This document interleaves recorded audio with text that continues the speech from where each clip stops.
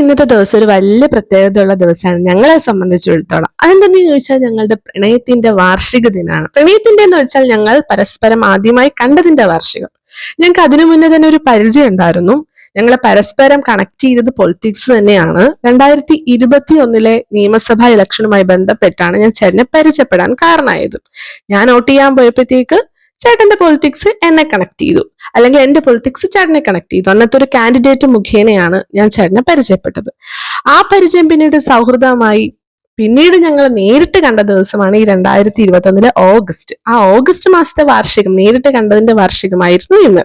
അന്ന് ഞങ്ങൾ പരിചയപ്പെട്ടപ്പോൾ സുഹൃത്തുക്കളായിരുന്നു. പരസ്പരം അങ്ങോട്ടും ഇങ്ങോട്ടും ബഹുമാനം ഒരുപാട് തോന്നിയ ഒരു നല്ല ബന്ധമാണ് അതെന്ന് മനസ്സിലായതിനു ശേഷമാണ് നേരിട്ട് കണ്ടത്. നേരിട്ട് കണ്ടപ്പോൾ നമ്മള് അന്ന് കണ്ടു പിരിയുന്നതിന് തൊട്ട് മുന്നേ ഒരു ഊണൊക്കെ കഴിച്ചു, വീട്ടിലൂണൊക്കെ കഴിച്ചിരുന്നു. ആ ഒരു ഓർമ്മ പുതുക്കാൻ വേണ്ടി ഇപ്രാവശ്യം നമ്മൾ ഒരു വീട്ടിലൂണൊക്കെ പോയി കഴിച്ചു.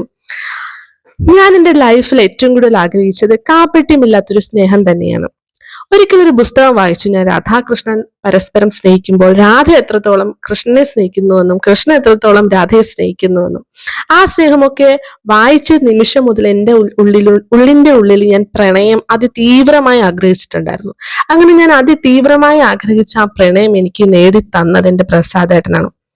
അങ്ങനെ ഞങ്ങള് ആ ഒരു ദിവസത്തിന്റെ ഓർമ്മ പുതുക്കലിന്റെ ഭാഗമായി നമ്മുടെ ചുറ്റുമുള്ള ലോകം വൃന്ദാവനമാണെന്ന് കരുതിക്കൊണ്ട് ഞങ്ങൾ അവിടെ ഇവിടെയൊക്കെ ഞങ്ങളുടെ പ്രണയ നിമിഷങ്ങൾ ഒന്ന് പൊടി തട്ടിയെടുത്തു.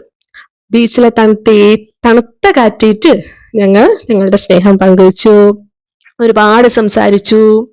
ഞാൻ അന്ന് രാധാകൃഷ്ണ പ്രണയം വായിച്ചപ്പോ രാധയുടെ മനസ്സിലെ വെണ്ണ പോലെ അലിയുന്ന സ്നേഹം, കളങ്കമില്ലാത്ത സ്നേഹം, ആ ഒരു സ്നേഹമാണ് ഇപ്പൊ ഞാൻ നേടിക്കൊണ്ടിരിക്കുന്നത്. ഇനി ഞങ്ങൾക്ക് ശിവനെയും പാർവതിയും പോലെ സ്നേഹിക്കണം എന്നാണ് ആഗ്രഹം. ആ പ്രണയത്തിന്റെ ജീവിതം ഞങ്ങൾ മുന്നോട്ട് തന്നെ പോവുകയാണ്. എല്ലാവരുടെ അനുഗ്രഹം ഉണ്ടാവണം. അപ്പൊ വീണ്ടും